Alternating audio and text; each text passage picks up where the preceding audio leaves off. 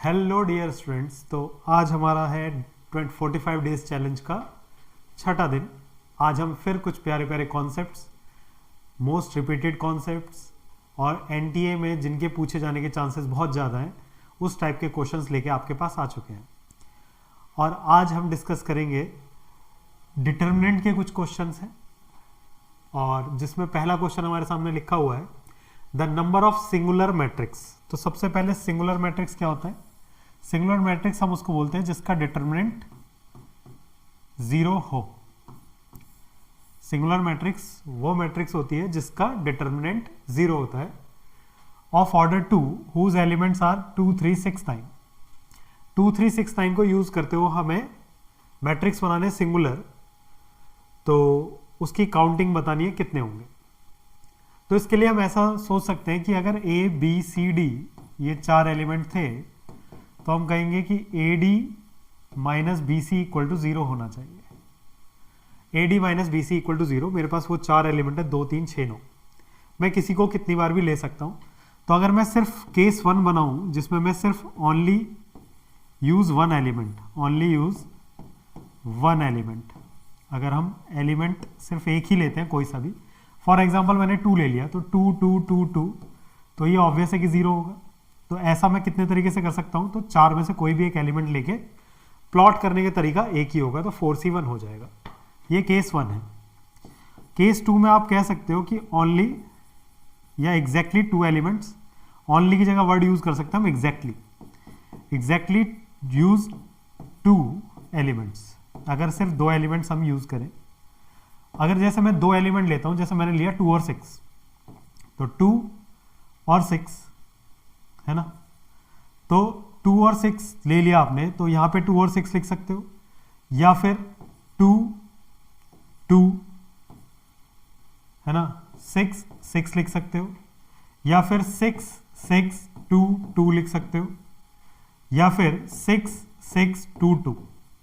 तो इस तरीके से आप चार तरीके से ये कर सकते हो। तो चार तरीके ये हो गए, चार तरीके ये हो गए हमारे पास, है ना। ये चार ही होंगे या ज़्यादा हो सकते हैं। तो आप पहले क्या करेंगे, चार में से कोई से 2 एलिमेंट लेंगे और उनको अरेंज करने का तरीका 4 होगा। चार में से पहले 2 एलिमेंट चुनने पड़ेंगे हमें, और उसको अरेंज करने के तरीके ये 4 तरीके से होगा। तो 4C2 इंटू 4 होगा। तो ये 4C2 का मतलब कितना होता है? 6 इंटू 4, तो 24। तो ये हो जाएंगे।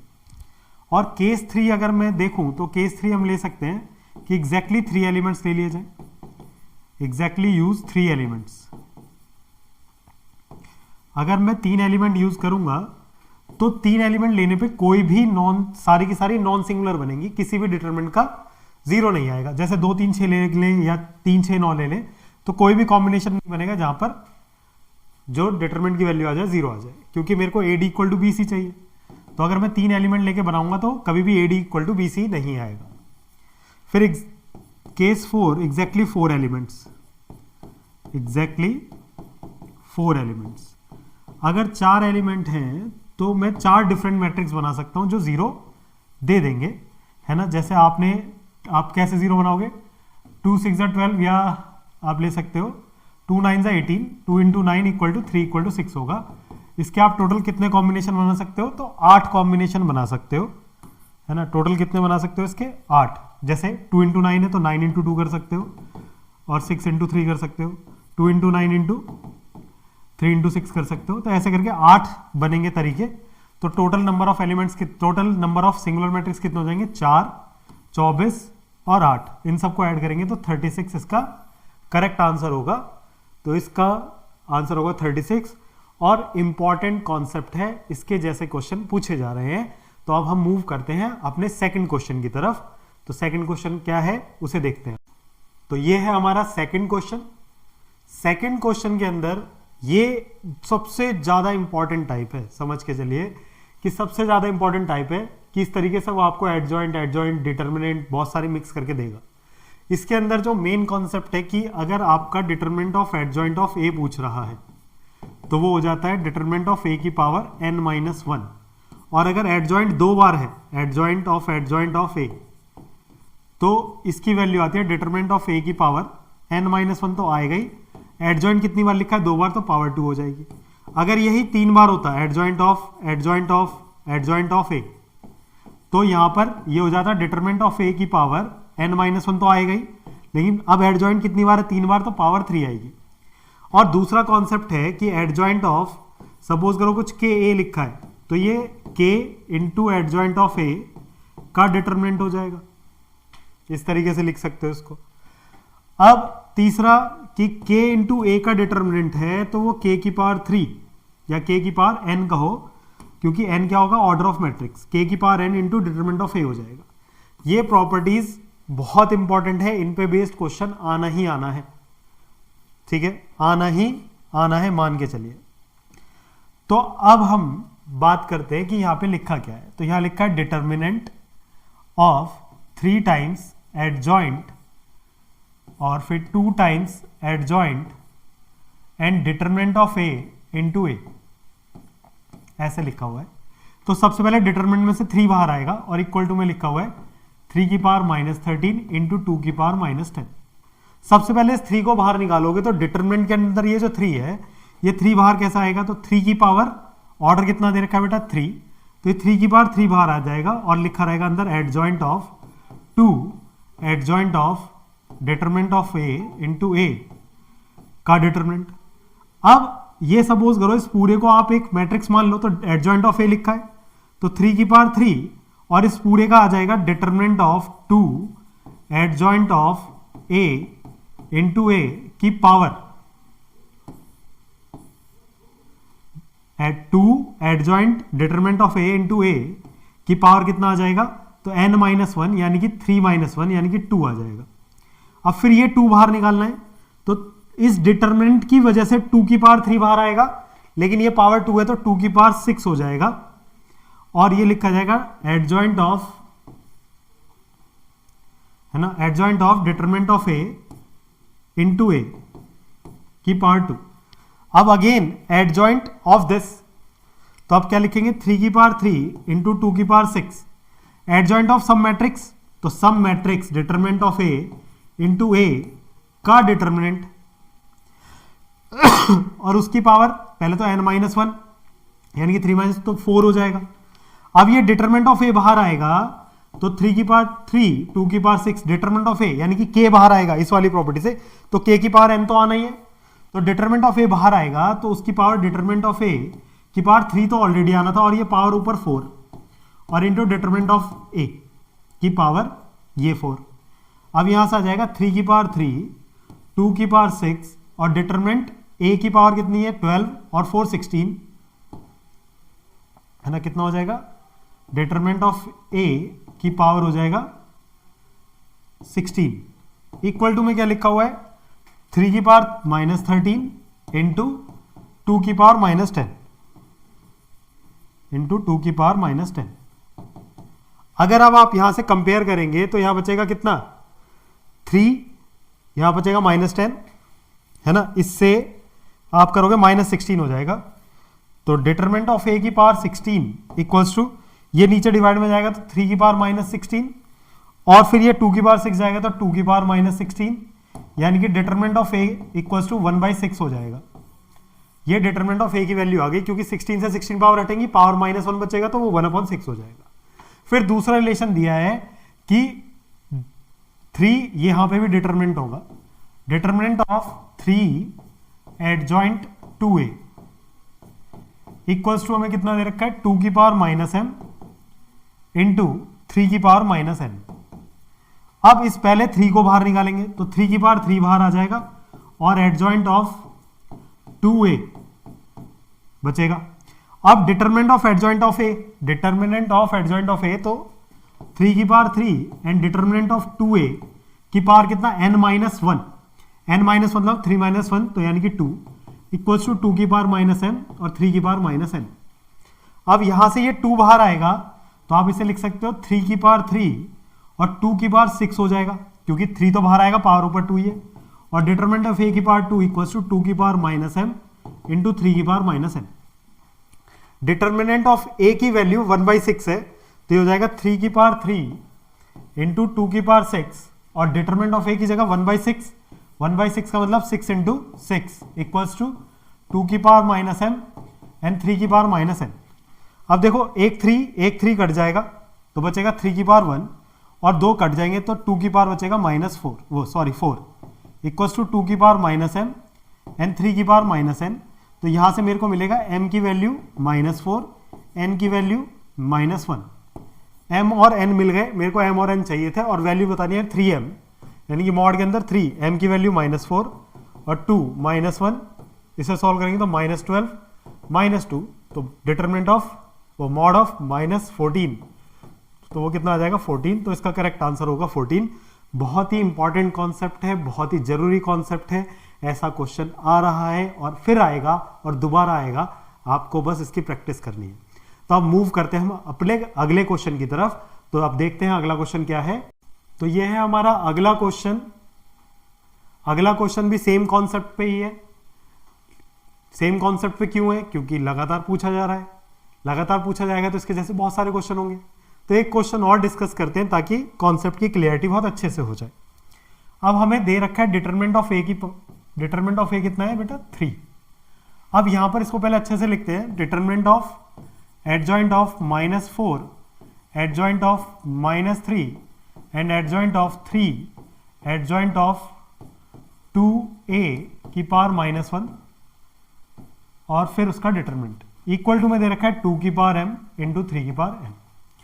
अब अगर हम यहां पर अपना कॉन्सेप्ट लगाते हैं कि एडजॉइंट के अंदर इस पूरे को आप क्या मानोगे कि ये मैट्रिक्स लिखी हुई है, तो एडजॉइंट हटते ही ये तो -4 adjoint of -3 adjoint of 3 adjoint of 2a की पावर -1 का डिटरमिनेंट।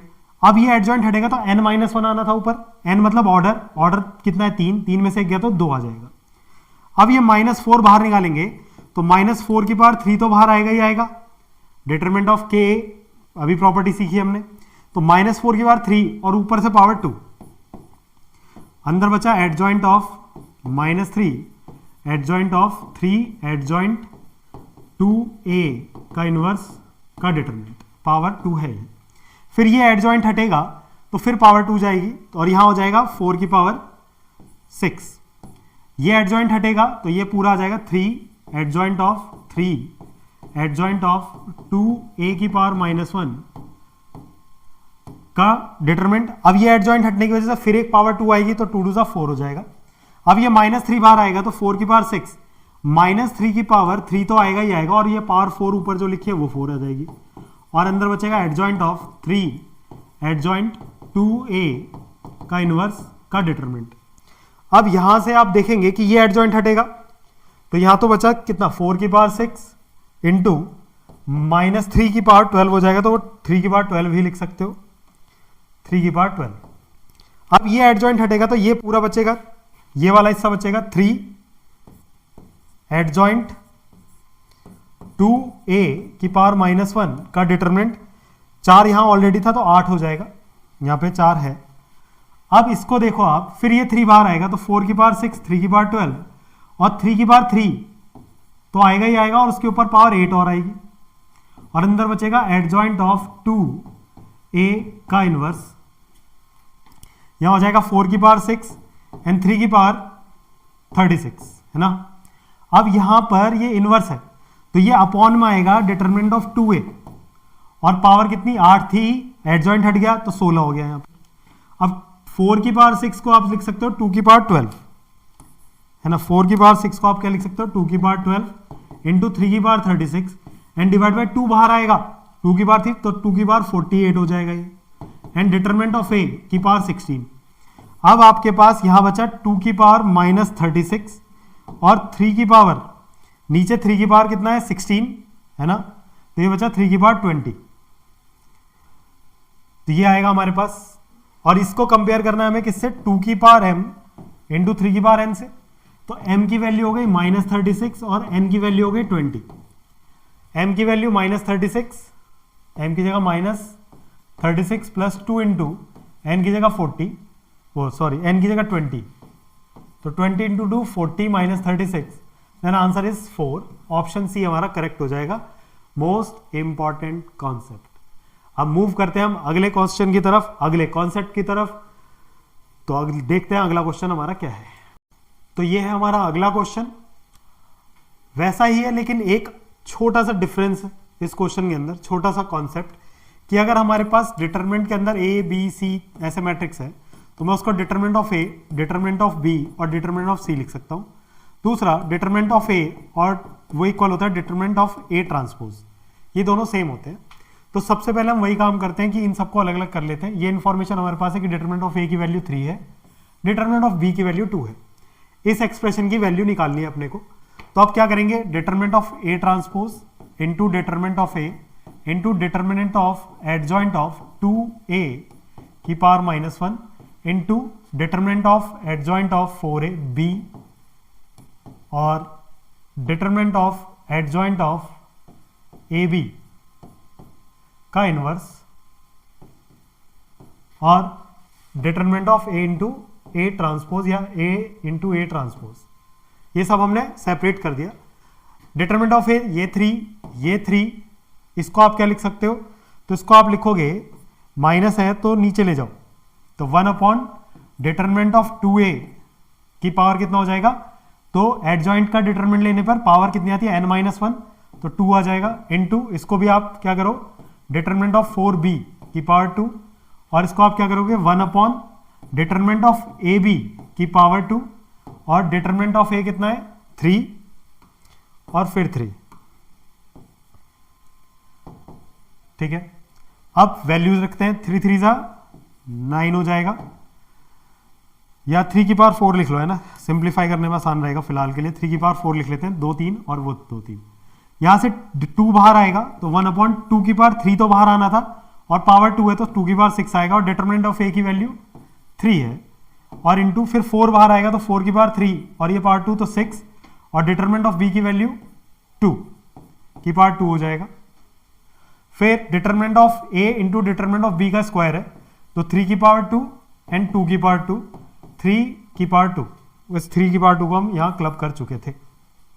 अब देखिए कैंसिल आउट करते हैं तो 3 की पावर 2 और 1 3 हो गया और ये 3 की पावर 4 है ना, कहीं हमने 3 मिस करा है क्या, 3 3 3 3, ये 4 हो गया, यहाँ पे 2 की पावर 6 आ जाएगा, डिटरमिनेंट ऑफ ए की वैल्यू 3 आ गई, स्क्वायर था यहाँ पर, तो ये दोनों मिलके इस पावर 4 को काट देंगे।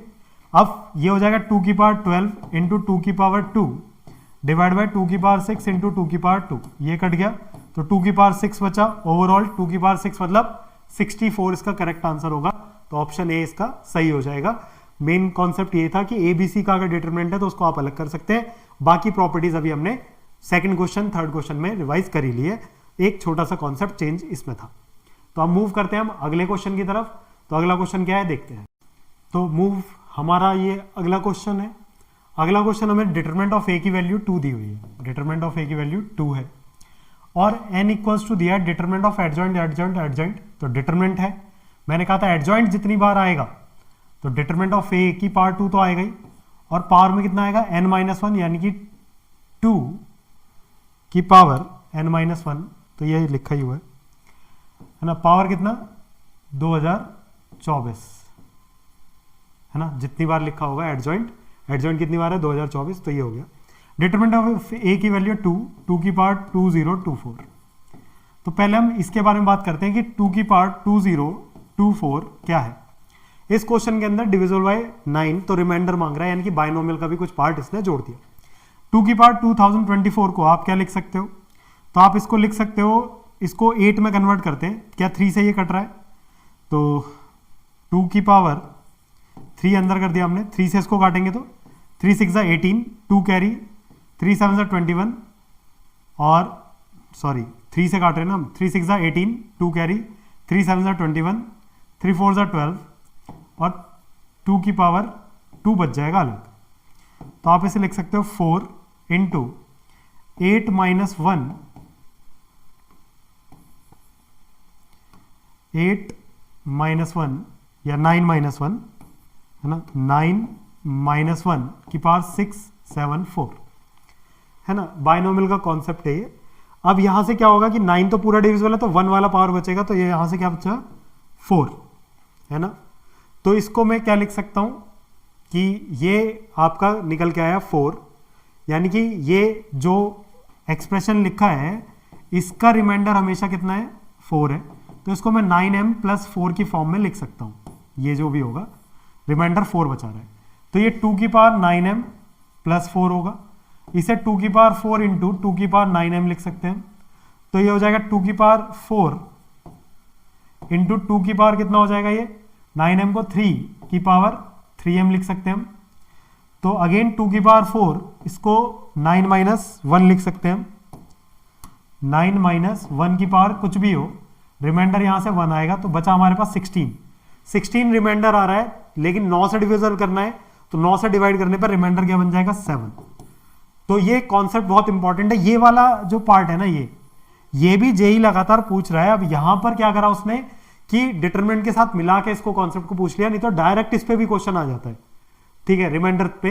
तो रिमाइंडर आप यहां से सीख सकते हो, और बहुत ही इंपॉर्टेंट कॉन्सेप्ट है, इस पे क्वेश्चन बन रहे हैं और पूछे भी जा रहे हैं लगातार।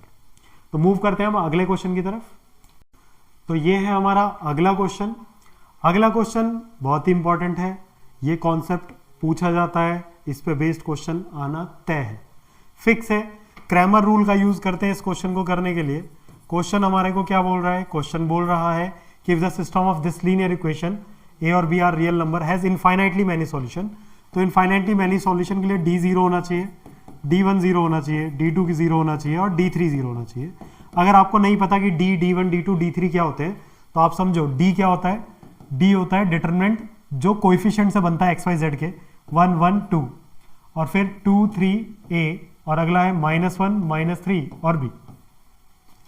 तो अब इसको आपको 0 करना होगा, इसको 0 करेंगे तो 1 into 3B plus 3A and -1 into 2B plus A and plus 2 into 3 2 6 and plus 3 equal to 0। इसको खोलेंगे तो 3B plus 3A minus 2B and minus A and -3 into 6 2 -3 into 2, तो -6 इक्वल टू 0, ठीक है। अब आप इसको देखेंगे तो यहाँ पे 2B, 3B में से 2B गया तो B बचा, 3A में से A गया तो 2A बचा, और -6 इक्वल टू 0। ये हमारी पहली इक्वेशन हो गई। अब आप किसी भी इक्वेशन को बना सकते हो, D1, D2, D3। अब हम क्या करेंगे कि हम D3 को चेंज कर लेते हैं, है ना। D3 कॉलम 3 को चेंज करने का मतलब है D3, तो 1 2 -1 ऐसे ही रहेगा, 1 3 -3 ऐसे ही रहेगा। कॉलम 3 को चेंज करने की जगह पे क्या आ जाएगा, जो कांस्टेंट हमारे 6A प्लस 1 और 2B, है ना। जो कांस्टेंट्स होते हैं ना, जो इक्वल के बराबर में लिखे थे, वो कॉलम चेंज करते जाओगे। जैसे D1 लिखना है तो फर्स्ट कॉलम हटा देंगे, उसकी जगह वो कांस्टेंट्स आ जाएंगे। तो D3 को भी आपको 0 ही करना है, तो इसको 0 इक्वल्स टू क्या होना चाहिए, 1 3 into 6B plus 3A plus 3 and -1 into 2 2 4B plus A plus 1, है ना, ये माइनस का है, एंड प्लस 6 इंटू 6 के साथ 2 3 6 -6 एंड प्लस 3 इक्वल टू 0। इसको सॉल्व करेंगे तो कितना आएगा, 0 equals to 6B plus 3A plus 3 and -4B -A -1 and यहाँ पे -3 इंटू 6, तो -18 इक्वल टू 0। अब इसको सॉल्व करो, 6B में से 4B गया तो 2B बचा, 3A में से A गया तो 2A बचा, और 18 1 19 में से ये बचेगा -16 इक्वल टू 0। अब इन दोनों इक्वेशन को सॉल्व कर लेते हैं। 2A plus B -6 equal to 0, वहाँ पर है 2A plus 2B -16 equal to 0। Symbol change, तो ये कट जाएगा, तो यहाँ बचा -B और यहाँ बचेगा प्लस का 10 इक्वल टू 0। देन B की वैल्यू आ गई 10, अगर B 10 है तो ऊपर रख दो, तो 2A plus 10 -6 equal to 0, 2A equals to -4, then A equals to -2। ये वैल्यूज यहाँ यूज करते हैं, तो 7 A की जगह क्या रखेंगे, -2 प्लस 3 B की जगह रखेंगे 10, तो -14 प्लस 30, देन ये हो जाएगा 16। तो करेक्ट ऑप्शन होगा 16। तो इंपॉर्टेंट कॉन्सेप्ट है, बस इसमें कैलकुलेशन में मिस्टेक हो सकती है, और कैलकुलेशन का आप बिल्कुल आराम से भी करेंगे। अगर इस क्वेश्चन को 4 से 5 मिनट भी लगाते हो आप, तो कोई दिक्कत वाली बात नहीं है, +4 हो जाएगा, और +4 हो गया तो मजा ही आ जाएगा। तो चलिए मूव करते हैं अगले क्वेश्चन की तरफ। तो ये है हमारा अगला क्वेश्चन, और अगला क्वेश्चन भी सेम कॉन्सेप्ट पे है। और सेम कॉन्सेप्ट पे बताने का रीज़न ये है कि आपको समझ आना चाहिए कि इस पे क्वेश्चन पूछा ही जा रहा है और लगातार पूछा जा रहा है। तो इस क्वेश्चन को करने के लिए फिर अगेन बोला इसने इनफाइनाइटली मैनी सॉल्यूशन, यानी कि एक तो डी जीरो करना है, डी इक्वल टू जीरो मतलब एक्स वाई जेड के कोएफिशिएंट से बनने वाला matrix 3, 5 and lambda 7, 11 and -9 and 97, 155 and -189, ये जीरो होना चाहिए। अगर आप यहाँ पर एक R3 में चेंज करते हैं कि R3 माइनस 14 R2, तो आप बहुत क्लोज चले जाएंगे क्योंकि 98 और ये 154 होता ही है, तो छोटी नंबर्स हो जाएंगे थोड़े से, शायद कुछ फ़ायदा मिल जाए। 7, 11 -19 और यहाँ हो जाएगा माइनस का 1 और ये 1 और ये -189 है ना। 14 7 से 98 होगा तो 97 में से 98 तो -1, ये 154 होगा तो 155 में से 154 तो ये, और ये बचेगा यहाँ पर, ये हमने गलत लिख लिया, यहाँ बचेगा 14 9 सा होता है 126 और -189, तो ये बचेगा कितना माइनस का 63 है ना। 14 R2 तो प्लस का हो जाएगा वो, तो ये -63। इसको खोलेंगे तो 3 इंटू 11 इंटू 63, तो 63 और 63 3 9 6, तो 11 माइनस का 693 एंड ये हो जाएगा प्लस का 9 प्लस सॉरी माइनस 5 टाइम्स, इसको जाएंगे तो 7 3 ज़ा 21, 2 कैरीज, 7 6 ज़ा 1, ये 44 आ जाएगा और माइनस का आएगा और प्लस आना था माइनस आएगा है ना, माइनस प्लस हो जाएगा लेकिन फॉर्मूले का माइनस, तो -9 एंड प्लस लैम्डा टाइम्स आएगा 7 + 11 = 0। तो इस तरीके से ये कैलकुलेशन हो गई हमारी, यहाँ से हमें लैम्डा निकल जाएगा। इसको अगर सॉल्व करेंगे तो कितना आएगा, इसमें से 9 कम करेंगे तो 684, 3 इंटू माइनस का 684 मल्टीप्लाई कर लेते हैं,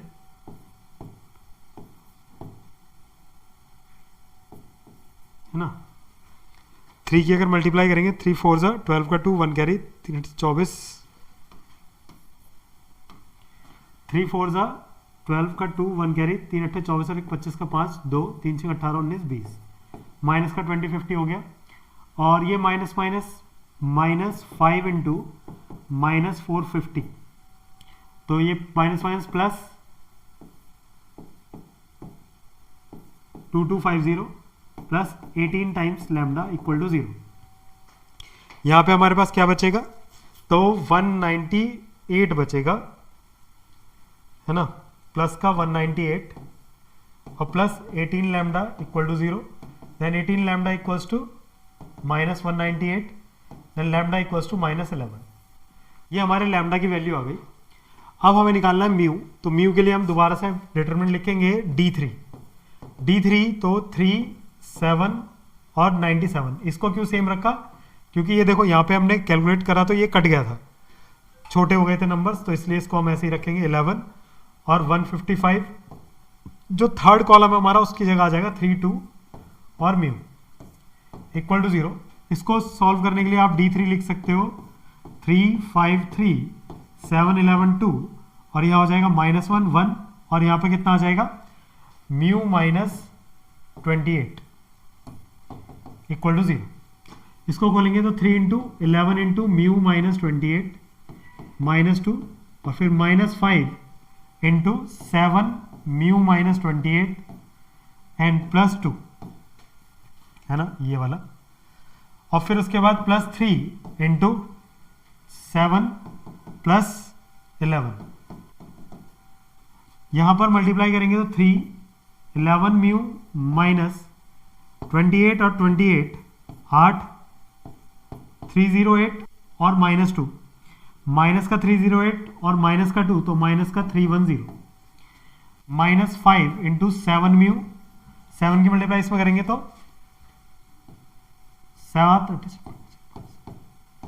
196 माइनस का और ये प्लस का 2 है ना, 196 और प्लस तो माइनस का 194 प्लस 11 7 18 या 54 का 0।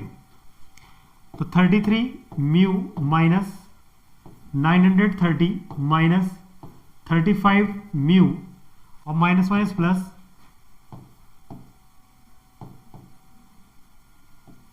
970 प्लस 54 इक्वल टू 0। अब यहां पर ये म्यू हमारा कैलकुलेट हो जाएगा, तो माइनस का 2 म्यू और यहां बचा कितना 40 और 54, तो प्लस का 94 इक्वल टू 0। तो म्यू इक्वल्स टू 47, म्यू 47 आ गया हमारा। तो 47 प्लस 2 इंटू कितना -11, तो 47 माइनस 22, तो 5 है ना, 7 में से दोगे 5, 4 में से दोगे तो 2, 25 करेक्ट ऑप्शन होगा। इनके ऑप्शन ये हमारा करेक्ट हो जाएगा। इस क्वेश्चन के अंदर कैलकुलेशन के अलावा कुछ नहीं था। कैलकुलेशन बहुत गंदी है, टाइम कंज्यूमिंग है। आप बिल्कुल आराम से करो, तसल्ली से करो, 4 से 5 मिनट ले लो, लेकिन 4 नंबर प्लस कर लो, क्योंकि ऐसे ही क्वेश्चन में आपको 4 नंबर प्लस करने हैं। आप कोशिश करो कि आप 15 का आंकड़ा आराम से छू पाओ। जैसे ही आप 15 का आंकड़ा छूओगे तो आप टॉप 2% बच्चों में आ जाओगे, 1% बच्चों में आ जाओगे।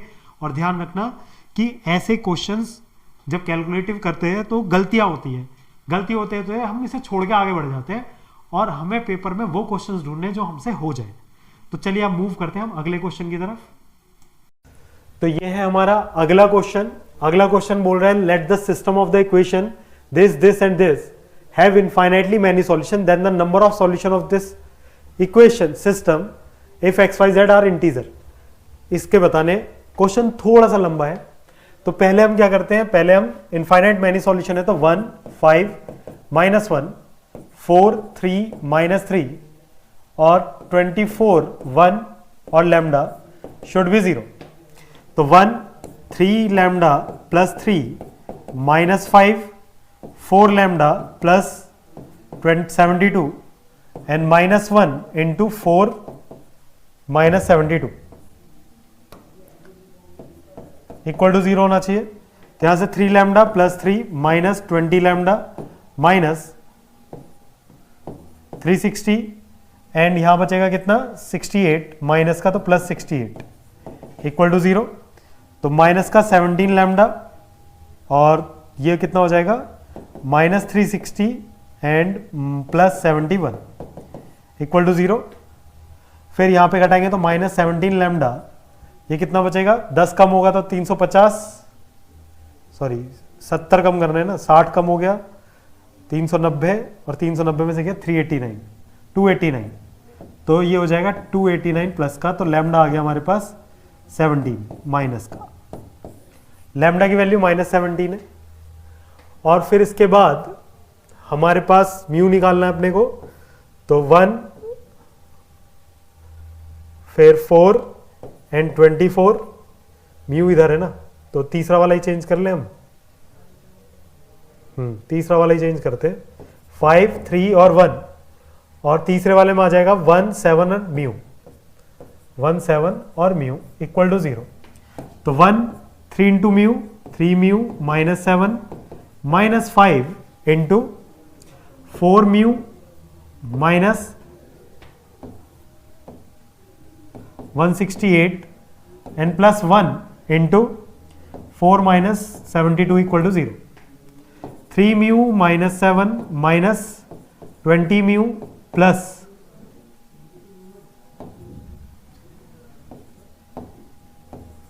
840 और यहां पे बचेगा माइनस का 68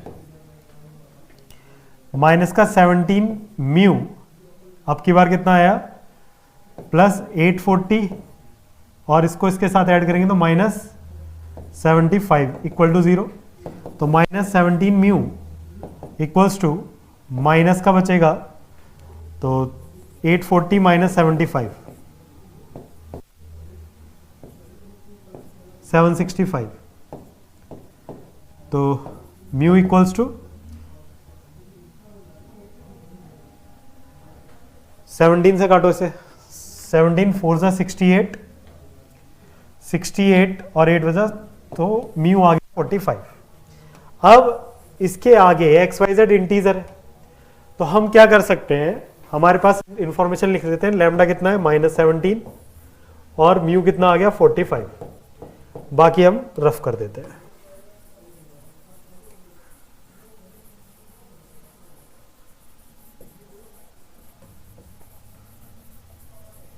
अब हम एक्स वाई जेड की वैल्यू निकालना चाहते हैं, तो हम एक काम कर सकते हैं कि पहली इक्वेशन में 4 की मल्टीप्लाई करते हैं, 4x plus 20y, 4x plus 20y minus 4z equals to 4 और 4x plus 3y minus 3z equals to 7।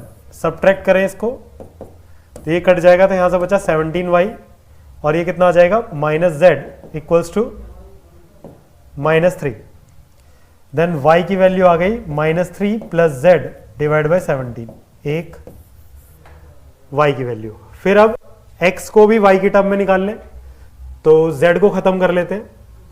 z को खत्म करने के लिए हम क्या कर सकते हैं, इन दोनों को सॉल्व करते हैं। z के लिए 3 की मल्टीप्लाई करते हैं, 3x plus 15y minus 3z equals to 3 और 4x plus 3y minus 3z equals to 7। दोनों को ऐड करेंगे या सब्ट्रैक्ट कर दिया तो यहाँ पे बचा -x माइनस का 12y, सॉरी प्लस का 12y और इधर आ जाएगा -4। तो यहाँ से y की वैल्यू,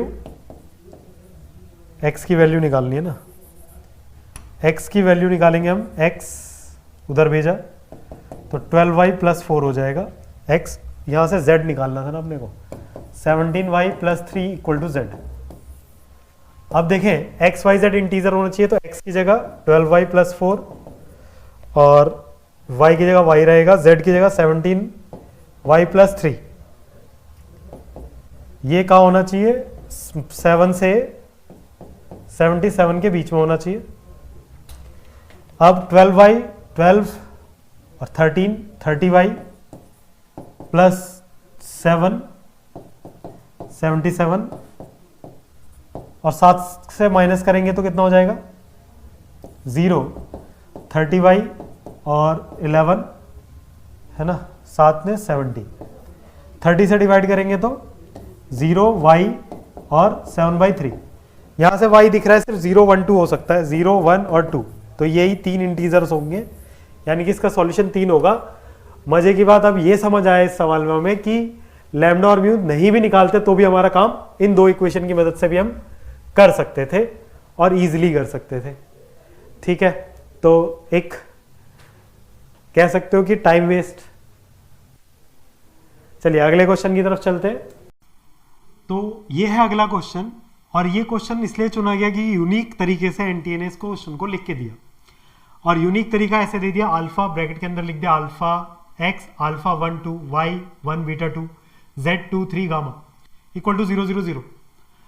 अब कई बच्चों ने तो सिर्फ इसलिए छोड़ दिया कि पता ही नहीं चला क्या लिखा है, तो ये इस तरीके से आप लोगों को लिखना था कि ये लिखा है alpha x plus y plus 2z equals to 0। यहाँ से अल्फा x y और 2z, फिर अगली equation x plus beta y plus 3z equals to 0, और फिर अगला 2x plus 2y plus gamma z equals to 0।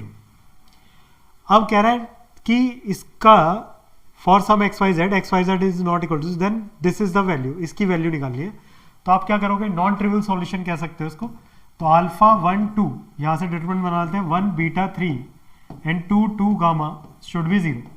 इसको खोलेंगे तो alpha beta into gamma -6 -1 into gamma -6 and plus 2, तो 2 माइनस 2 बीटा इक्वल टू 0। इसको मल्टीप्लाई करेंगे तो alpha beta gamma -6 alpha minus gamma plus 6 plus 4 plus -4 beta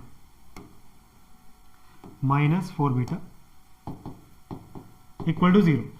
देखो alpha beta gamma की value 45 है, तो यहां रख देते हैं 45 -6 alpha -4 beta and minus gamma, और 6 और 4 10 इक्वल टू 0। तो ये दोनों हो जाएगा 55 55 यहाँ रखते हैं, बाकी सबको उधर भेजेंगे तो पता चला कि ये तो सवाल ही सॉल्व हो गया। यही वैल्यू हमसे मांगी और यही वैल्यू आ गई, तो 55 इसका करेक्ट आंसर होता। इस क्वेश्चन में थोड़ा सा मिसप्रिंट है ना, यहाँ पे हमें ट्रिवियल सॉल्यूशन या कुछ ऐसा कुछ बोलना चाहिए था, ठीक है। तो लेकिन क्वेश्चन यूनिक तरीके से दिया गया था, यही इंपॉर्टेंट है कि ऐसे भी लिख के दे देते हैं, ऐसे नोटेशंस का ध्यान रखें। और फिर अब मूव करते हैं अगले क्वेश्चन की तरफ। तो ये है हमारा अगला क्वेश्चन। अगले क्वेश्चन के अंदर बोला है for the system of linear equation this and this and this which of the following is not true. ये बहुत कॉमन मिस्टेक है कि हम नॉट ट्रू वाला बात नहीं पढ़ते हैं, है ना। नॉट ट्रू कई बार हम इग्नोर कर देते हैं। अब यानी कि जो ट्रू वाला है वो हमारा आंसर नहीं होगा। अल्फा बीटा अगर मैं 7 7 कर देता हूं तो ये तीनों सेम हो जाएंगे, 7 7 7, और ये सेम हो जाएगा, तो ये दोनों पैरेलल हो जाएंगे, और ये पैरेलल नहीं है, तो सिस्टम हैज नो सॉल्यूशन। ये बात बिल्कुल सही लिखी है, यानी कि ये आंसर हमारा नहीं हो सकता। अगर अल्फा बीटा बराबर हो जाए और alpha is not equal to 7, the system has unique solution, ये बात भी बिल्कुल ट्रू है। अब दूसरी बात को अब चेक करने के लिए हम क्या कर सकते हैं, पहली और तीसरी इक्वेशन को देखो, इनको सब्ट्रैक्ट करते हैं तो 2y में से y गया तो y बचा, 3z में से z गया तो 2z बचा, और 14 में से 6 गया तो 8 आ गया। देन y की वैल्यू आ गई 8 माइनस 2z। और अगर हम x की वैल्यू z की फॉर्म में निकालें, x की वैल्यू निकालनी है अपने को, तो दोनों को ऐड कर लेते हैं। दोनों को ऐड करेंगे तो 2x plus 3y plus 4z equal to 20, और y की जगह हम रख देते हैं ये value, then 2x plus 3, y की जगह 8 minus 2z plus 4z equals to 20, then 2x equal to 24, 2x plus 24 minus 6z plus 4z equals to 20, then 2x minus 6z, या कह सकते हो 6z और 4z, तो माइनस 2z, और 24 को उधर भेजेंगे तो माइनस 4, है ना। अब यहां से 2 से डिवाइड करेंगे तो x minus z equals to minus 2, then x की वैल्यू आ गई हमारे पास z माइनस 2। अब ये दोनों वैल्यू उठा के हम रख देते हैं बीच वाली इक्वेशन में, यानी कि अल्फा x की जगह रखा हमने z minus 2 plus beta beta, और y की जगह रखा 8 माइनस 2z और प्लस 7z इक्वल टू 3। तो यहां से क्या मिलेगा, alpha z minus 2 alpha plus 8 beta minus 2 beta z plus 7z equal to 3। z common ले लेते हैं इसमें से और इसमें से, z कॉमन तो alpha minus 2 beta plus 7 equals to, बाकी सब उधर भेज देते हैं, तो 2 अल्फा माइनस 8 बीटा प्लस 3। अब आप ये देखिए, ये कह रहा है there is a unique point alpha comma beta on the line for which the system has infinitely many solution. अगर मैं ये कहूं कि ये 0 हो जाए, ये अगर 0 हो गया तो क्या होगा, यूनिक सॉल्यूशन आ जाएगा, है ना। अगर ये 0 हो गया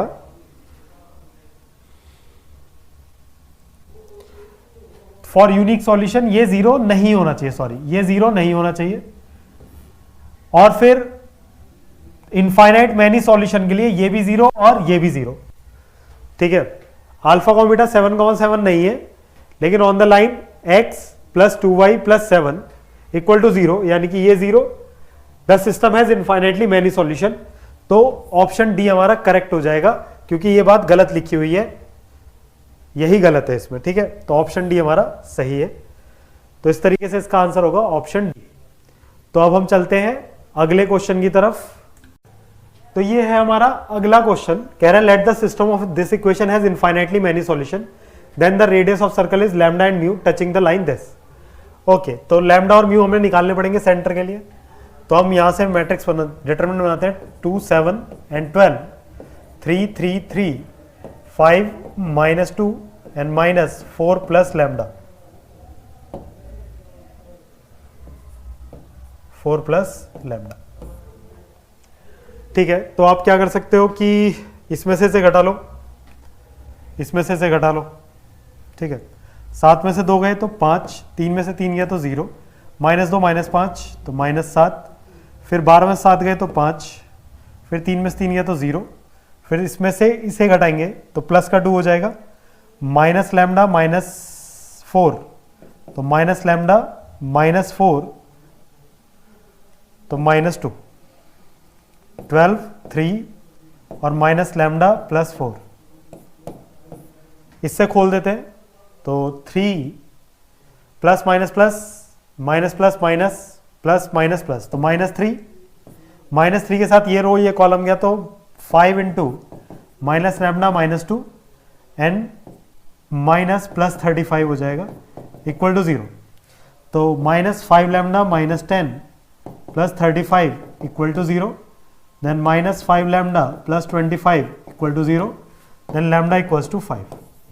लैम्डा हमारे पास 5 आ गया, तो म्यू के लिए आप क्या करो, लैम्डा की वैल्यू यहाँ रख दो और पहला वाला कॉलम हटा के इसकी जगह 9 8 और 16 माइनस म्यू कर देते हैं, ये 3 3 3 रहेगा और यहाँ पर हम 5 -2 लैम्डा की जगह रखेंगे 5 5 और 4 9 माइनस का 9 इक्वल टू 0।